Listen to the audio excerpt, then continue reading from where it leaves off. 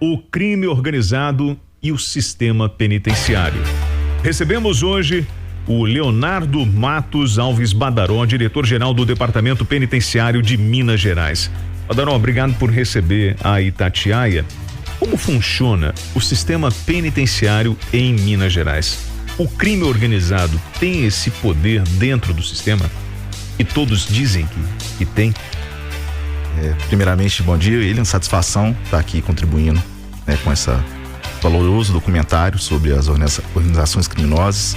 É um tema muito latente e tem um desconhecimento, sim, da sociedade, como que é o tratamento dentro das nossas unidades prisionais. No estado de Minas, eu posso afirmar que eles não têm esse domínio, tanto é falado. Nós temos diversas ações estratégicas, nós trabalhamos de formas integradas com todas as outras forças de segurança pública, de modo a neutralizar essas ações.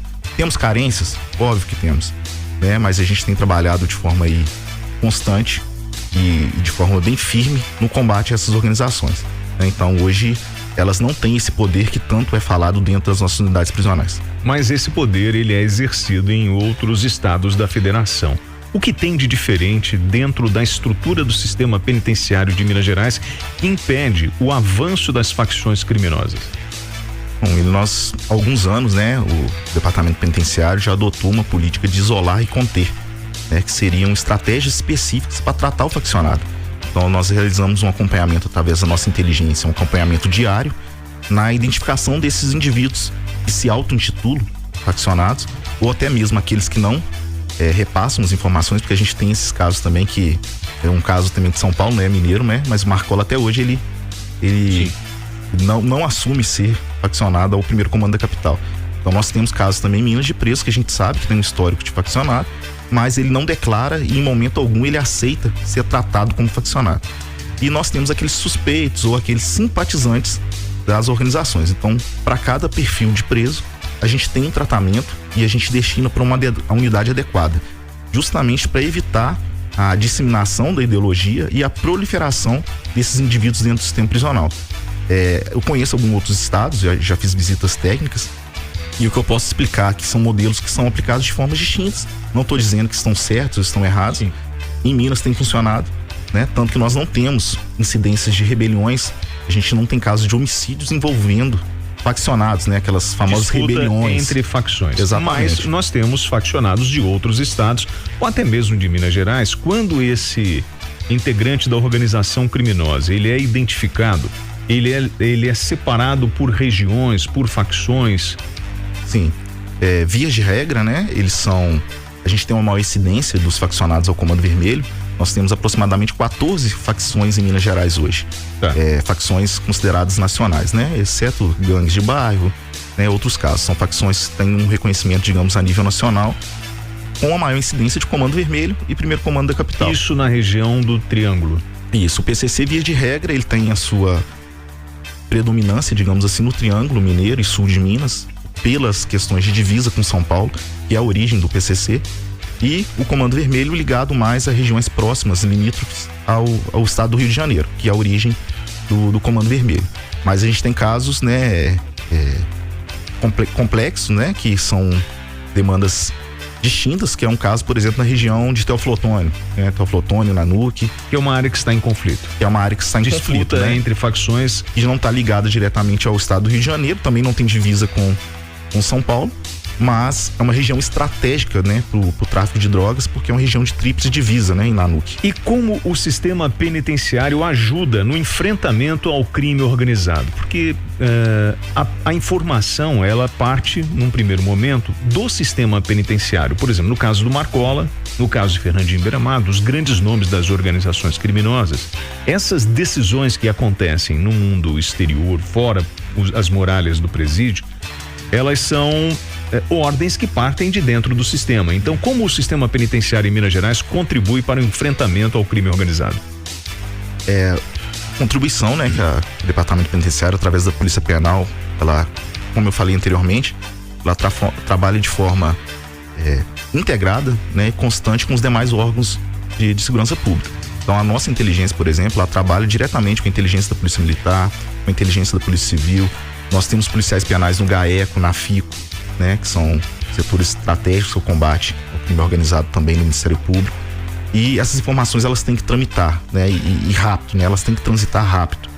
E é a forma que o departamento trabalha. Então, a partir do momento que a gente identifica através da inteligência alguma ação de segurança dentro das nossas unidades, especialmente aquelas que custodiam hoje faccionados, a gente tramita rapidamente através dos canais de inteligência essas informações. Até mesmo para a gente antecipar eventualmente alguma ação e, né, alguma ordem que possa partir de dentro das unidades. Então hoje a palavra é inteligência e integração. É a forma que a Polícia Penal consegue contribuir com a segurança. É muito comum a gente ouvir que o país precisa investir mais em inteligência. Na verdade, inteligência nós temos, ou seja, nós temos a informação. O que falta é aplicar essa informação, é ter efetivo, é ter mais estrutura para dar agilidade ou propor que essa informação seja compartilhada sem receios por aqueles que estão dentro desse núcleo de inteligência no país? É um tema muito importante, sabe? Semana passada nós tivemos na cidade administrativa um belo evento organizado pelo Gabinete Militar do Governador, até na oportunidade que eu parabenizo o Coronel Frederico pela organização do evento, e foi falado exatamente isso. O problema não é apenas a forma da inteligência, é a forma que esse compartilhamento se dá. Então, o que a gente identifica muito é uma pessoalidade em algumas tratativas. Então, eu consigo a informação se eu tenho um amigo em determinada instituição. E a gente tem que quebrar esse paradigma e saber que a informação ela não é nossa, ela não é do Badaró, ela não é, eventualmente, de outro integrante da outra força. É do Estado, né? E eu posso falar no sentido do Estado-país também. Sim. Porque em Minas a gente tem as forças muito próximas nesse sentido. Eu acredito que por isso que a gente tem essa sensação de segurança pública maior, digamos assim, que outros estados, mas nós temos problemas também. Mas a gente vê que de certa forma a gente consegue efetivar um pouco melhor essa comunicação entre as forças, né, sem essa pessoalidade. Então hoje a gente consegue tramitar essas informações em todas as 19 regiões diretamente com os comandos locais. Então não é uma informação também que ela tramita a nível centralizado. Sim. A gente não faz um filtro aqui porque isso a gente pode perder tempo. E essa perda de tempo ela pode custar vidas.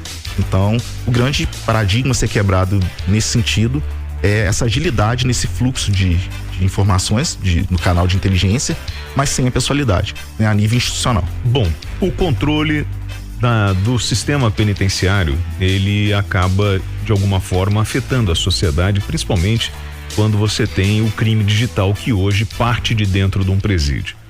Bom, o que nós estamos fazendo hoje em Minas Gerais para evitar que esse preso tenha acesso à tecnologia, a telefone celular e continue aplicando golpes, porque hoje essa é sim uma ferramenta da organização criminosa que entende que o crime virtual é mais vantajoso do que o crime com uma arma. O que nós temos feito é investimento em estrutura, né? Como já se tem outras oportunidades, como jamais foi feito também em Minas Gerais. Nós tivemos quase 75 milhões destinados a reformas de estruturas já existentes. Temos novas unidades sendo construídas, temos realizadas inúmeras orientações para as unidades para adotar maiores procedimentos de segurança, ou seja, bate-celas diários, conferências, instalação de telas nos pátios, porque a gente também tem uma nova modalidade de entrada de ilícito, que é usando a tecnologia dos drones. Mas Minas tem um equipamento hoje que você permite não abater o drone, mas direcionar para onde você quer o drone, ou seja, se ele vem para sua base ou se ele segue para o condutor dele com o objetivo de monitorar e achar quem está controlando o drone. Você já tem, qual o nome desse equipamento que tem hoje aqui em Minas? Drone Gun. Drone Gun. É uma pistola, como se fosse um rifle sonoro, é isso? De ondas, enfim. Isso, a Polícia Penal, ela de Minas, no caso, é a única que tem o kit completo, né? São Paulo também tem esse Drone Gun, que é esse equipamento, mas em Minas Gerais nós temos o kit completo, que faz todo esse monitoramento. A gente está em fase de operação dele em Ribeirão das Neves, que é onde a gente tem o nosso maior complexo. Sim. Em Minas Gerais. Tem sido muito efetivo e ele tem exatamente essa finalidade. Além de identificar um drone inimigo, digamos, ali naquele perímetro de segurança da unidade, ele tem esse poder de neutralizar, né? Não chega a ser um abatimento direto, porque é através da tecnologia, e ele consegue sim direcionar ao condutor, né, a origem ilícita daquele drone inimigo, e também consegue assumir o controle dele e trazer ele para a base, né, para o operador, para o policial penal que está operando aquele Drone Gun. Isso aí a gente consegue, de certa forma, neutralizar muito as ações usando essa modalidade. Impedindo a entrada de ilícitos dentro do sistema penitenciário. Pois bem, nós temos aqui, Minas Gerais tem o maior número de unidades no Brasil e tem o segundo maior número de presos. Mas nós temos um déficit também de agentes penitenciários. Acredito que esse é um desafio de tentar equalizar essa conta, mas como hoje nós estamos conseguindo lidar com isso? Por exemplo, o senhor falou sobre o uso de drones, mas a entrada desses produtos ilícitos dentro do sistema penitenciário, porque nem todas as unidades contam com equipamentos, né, para bater um drone, ou com o body scan, que é aquele raio-x, e ainda temos unidades que você precisa fazer aquele tipo de revista, né? Que muitos criticam, inclusive, e dependendo da revista, o senhor pode me corrigir, ela é proibida hoje, é isso? Sim. A gente tem algumas modalidades de visita que revistas, né, digamos que elas possuem vedações legais. Sim. E realmente é um desafio muito grande, porque, como falou, demanda investimento, né? Os recursos são curtos, digamos assim, para uma demanda muito grande do sistema prisional, fora as demais áreas do próprio estado, né? Então a gente falou investimento em estrutura, mas tivemos também a alocação recente de vários body scan, a substituição dos equipamentos. A gente tem batido muito nessa tecla de locação, porque a tecnologia ela muda de forma muito constante e a aquisição pelo estado ela se torna, digamos, ineficaz, porque a médio e longo prazo aquela tecnologia que ela foi adquirida, ela fica ultrapassada. Então o interessante da locação é que a gente consegue manter um padrão elevado de serviço, mas a gente precisa sim ampliar o leque de investimentos, né, nesses equipamentos eletrônicos, para a gente possa cada vez mais impedir essa entrada de ilícito. A locação é uma quebra de paradigma, porque você quando compra, né, talvez num primeiro momento isso sai mais barato para o estado, porém a manutenção fica mais difícil, né? E às vezes o equipamento fica parado por meses, porque depende de uma licitação para poder consertar, e no caso da locação você permite a substituição do produto ou o reparo dele, cobrando da empresa que está te fornecendo aquele serviço, é isso? Isso, corretamente. Inclusive nós tivemos recente também viaturas, né, que foram as primeiras viaturas locadas para a Polícia Penal, e tem sido muito efetivo, porque eu acho que a burocracia do estado em si, para manutenção, para aquisição, ela realmente acaba prejudicando um pouco esses procedimentos, esse combate, digamos assim. Como o senhor define, sendo o diretor-geral do Departamento Penitenciário de Minas Gerais, o crime organizado aqui no estado? O crime organizado, ele tem buscado sim expandir o seu leque de atuação. Eles, dentro das nossas unidades, eles tentam exercer, né, um tipo de controle, mas o crime organizado ele surge diretamente nas unidades prisionais, né, na parte interna, da ineficiência do Estado em algum quesito. Então, a partir do momento que o Estado deixa de fornecer algum item de higiene, algum item de alimentação, o Estado acaba deixando um espaço, uma lacuna para que o crime organizado possa cooptar, digamos, novos integrantes. Então, o que nós temos feito são intensificar os procedimentos de segurança, valorizar o nosso servidor, né, na ponta. Então, hoje, Minas, o Departamento Penitenciário, ele consegue ser uma das instituições mais reconhecidas a nível nacional nessa área de atuação, justamente pelos nossos servidores. A gente tem uns servidores com alto perfil, um alto comprometimento. Temos problemas, como eu falei também anteriormente, claro, mas é um número muito inferior ao geral. Então, o que a gente consegue manter esse controle é através da nossa linha de atuação dos nossos policiais penais na ponta. Nós conversamos com o Leonardo Matos Alves Badaró, diretor-geral do Departamento Penitenciário de Minas Gerais. Queria agradecer, né, essa entrevista e muito obrigado pela gentileza de responder as perguntas que trazem muita curiosidade às vezes, né? E às vezes nós falamos sobre o sistema penitenciário e acabamos criando um verdadeiro fantasma.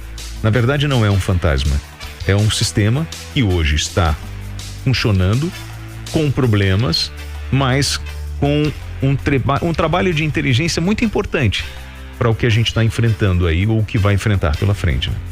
Sim. É um comprometimento muito grande que nós temos nessa função.